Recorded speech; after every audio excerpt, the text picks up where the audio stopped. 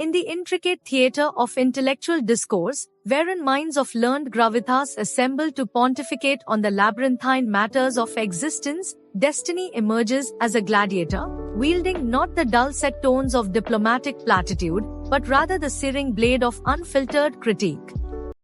It was typical for girls to undergo a fair bit of confusion when they hit puberty, and that would take the form of negative emotion. No one told her that. They just rushed her down the puberty blocking and surgical pathway.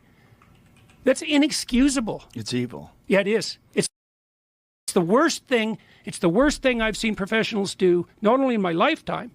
I've studied atrocity for 40 years. I've never seen... I hate it when people say this. This is after the Israel-Palestine arc. This is my new trigger. I've studied something for 40 years. Really? Show me. Illustrate that.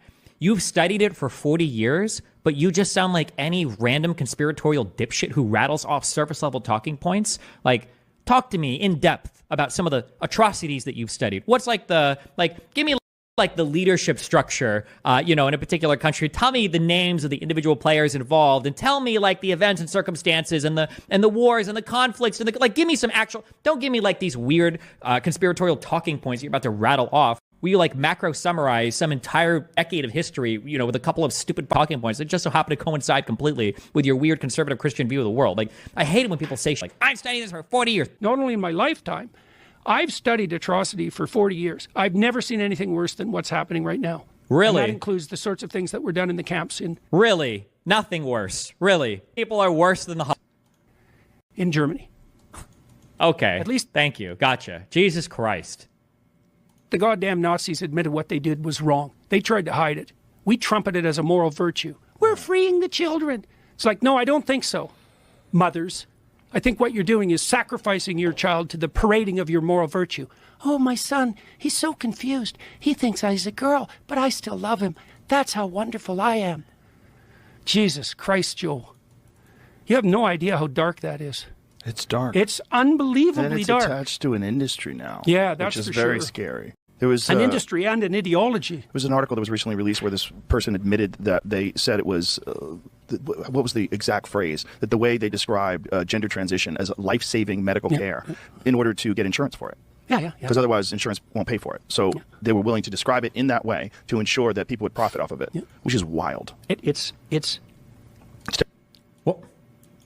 Right. Yeah. Because otherwise insurance won't pay for it. So they were willing to describe it in that way to ensure that people would profit off of it. Yeah.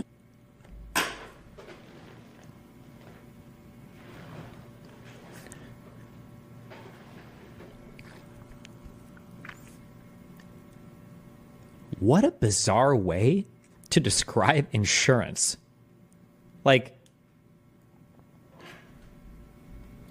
There's a new form of chemotherapy available. I have cancer. Can you please cover this treatment? And they made the argument and they said that, well, here are the results, and okay, fine, we'll cover it. So they covered the chemotherapy so that people could profit off of it.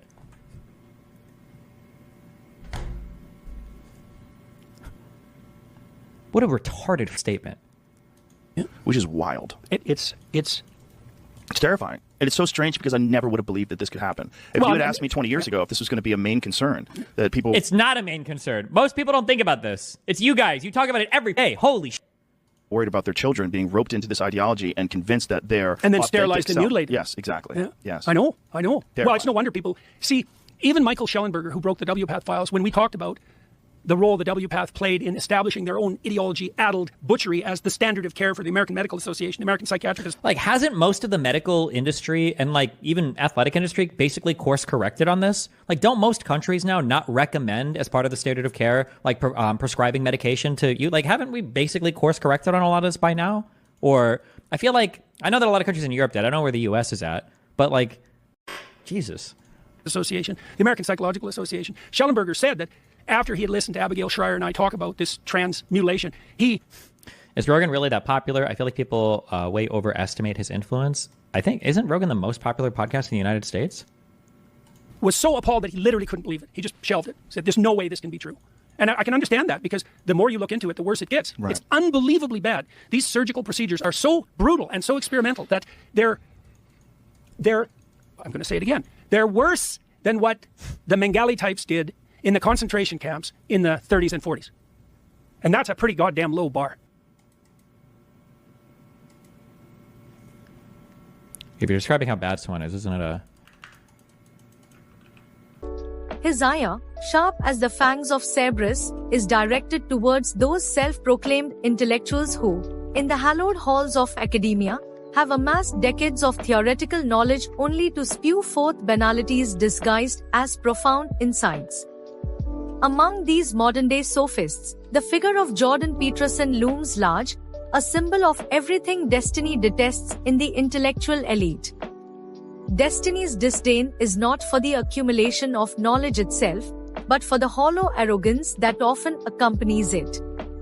The proclamation of having studied a subject for 40 years without the concomitant depth or clarity is to destiny a cardinal sin. He abhors the pseudo-scholars who regurgitate surface-level talking points, their minds entangled in the cobwebs of conspiracy, rather than illuminating the discourse with nuanced understanding.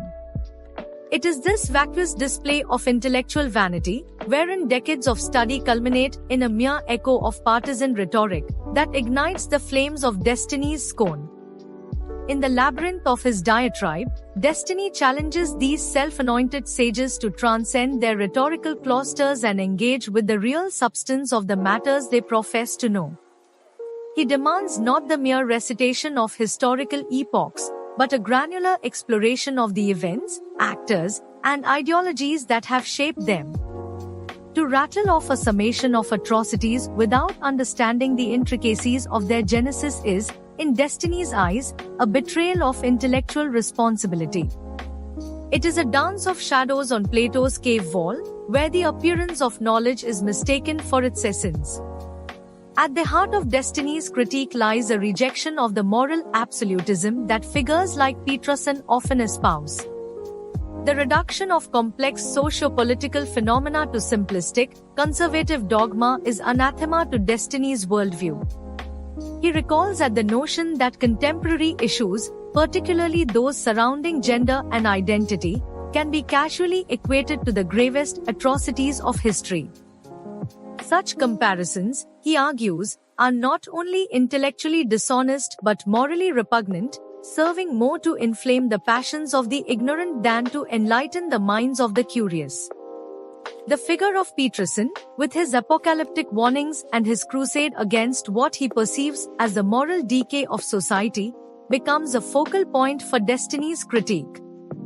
Peterson's rhetoric, steeped in a quasi-religious fervor, portrays modern challenges, such as the rights of transgender individuals, as existential threats to Western civilization.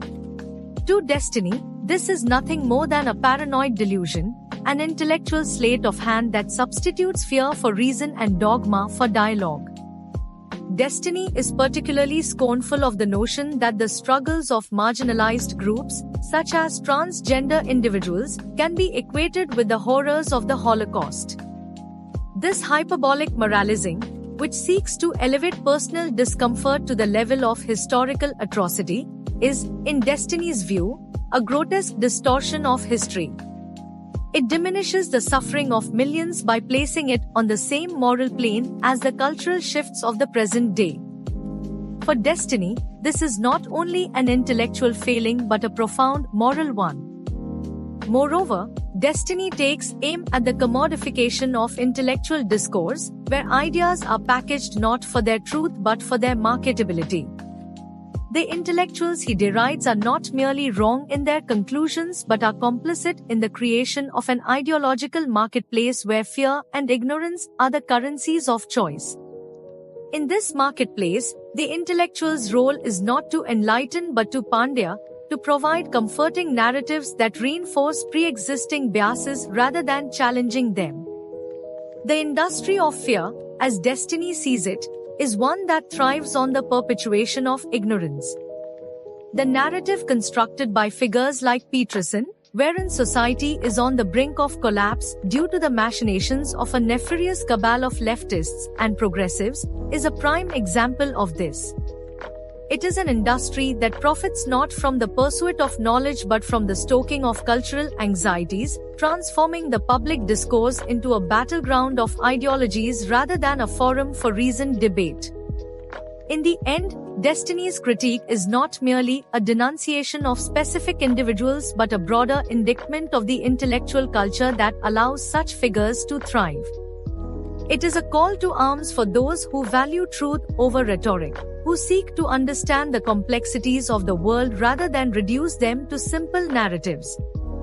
Destiny's disdain for the intellectual elite is rooted in a deep-seated belief that true knowledge is not something that can be hoarded or commodified, but must be continually questioned, tested, and refined.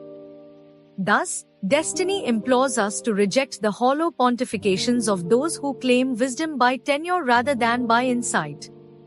He challenges us to see through the veneer of intellectualism and to demand substance over style, depth over surface. In a world where the lines between truth and falsehood are increasingly blurred, Destiny's call is a reminder that the pursuit of knowledge is not a passive endeavor but an active struggle against the forces of ignorance and fear. It is a struggle that requires not just the accumulation of facts but the courage to question them, to engage with them, and, ultimately, to transcend them.